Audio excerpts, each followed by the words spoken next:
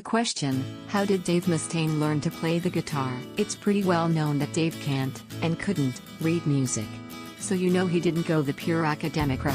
Also, considering his youth, which was largely about doing drugs and getting into trouble, I would wager a paycheck that disciplined and frequent lessons wasn't part of it. I'd say that when he got bit by the guitar bug as a kid, he targeted the things he liked, then just scraped together bits and pieces of info from this or that resource, and worked it tirelessly on his own until he got what he wanted. A guy can go a long way in the metal world by learning a scale or two and power chords.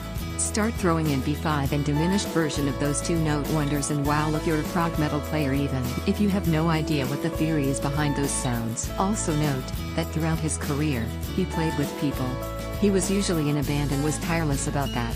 One thing you have to admire about Mustaine is his dedication to his chosen genre and the style of guitar it propagates.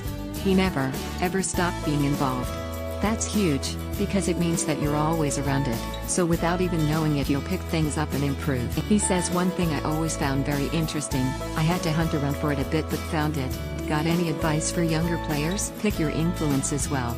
If you like bands like Avenged Sevenfold or Trivium or bands like that, instead of getting influenced by them, go to their influences.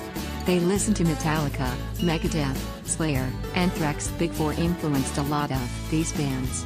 If you go farther back, you can beat your influences at their own game. There's nothing better than when the student beats the master.